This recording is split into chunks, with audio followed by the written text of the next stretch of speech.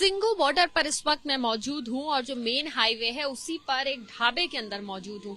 ये चंपा दीदी का ढाबा है और इस हाईवे पर जब एक साल पहले किसान आंदोलन नहीं था यहाँ पर, तो यहाँ से गाड़ियां आती जाती थी और यहाँ पर चाय के लिए, कुछ खाने पीने के लिए इस ढाबे पर रुकती थी।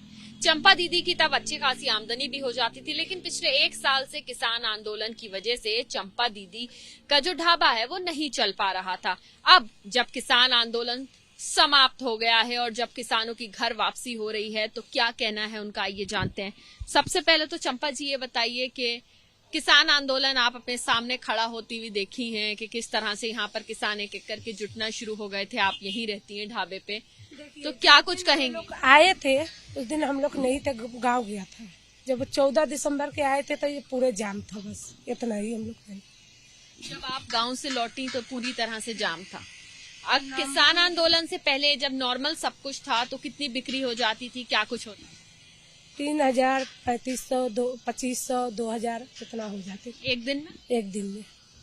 उसके बाद जब आंदोलन शुरू हुआ, रोड पूरी तरह से ब्लॉक हो गई, उसके बाद क्या हालात बने? वही 400, 500, 300 यही चलते बस। क्या कुछ कहेंगी, कितना नुकसान आपका हुआ इतने वक्त? हमारा तो नुकसान बहुत हुआ है जी, एक साल से तो नुकसान ही हुआ था। अब इससे आगे तो कुछ नहीं बता सकते कि क्या करेंगे।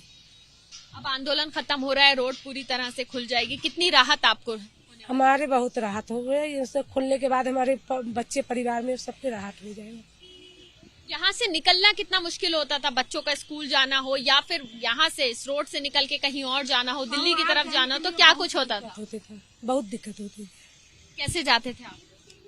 हम लोग तो अभी बाकी बात किधर नहीं जाते थे, अभी तो जब से बंद हुआ तब तो यहीं रहते थे। मार्केट उर्केट बंद था, पास में जो दुकान था उसी से सामान वान लाते बस। दिल्ली की तरफ जाना हो या फिर इस तरफ हरियाणा की तरफ अगर जाना होता था तो क्या कुछ पैदल सफर करना पड़ता था? कैसे मैनेज करा इतने दिन? जैसे पिया हुआ तो पैदल सफर करना पड़ता था। ये रोड खराब होने के बाद तो पैदल करने पड़ते थे, नहीं तो ऑटो से करना पड़ता था।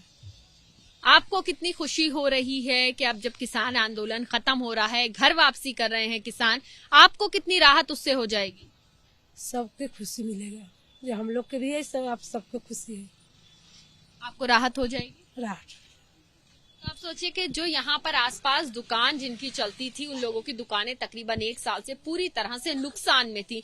नुकसान इसीलिए क्योंकि जाहिर सी बात है, जब एक पूरा रोड ब्लॉक था तो जो ग्राहक थे वो नहीं आ पाते थे। और यही वजह है कि जब किसान आंदोलन खत्म हो रहा है, किसानों की घर वापसी हो रही है, तो उसका दूसरा पहलू ये है, वो पहलू ये है कि जो लोग इस जगह काम करते थे या इस रोड पे जिनकी दुकानें थी, उनकी अब आमदनी का जरिया वापस से खुल जाएगा। वापस से अब ये रोड बहाल होने के बाद उनकी दुकानें भी बहाल हो जाएंगी। कैमरा पर्सन दीपक चौधरी के साथ मध्य एबीपी न्यूज, दिल्ली।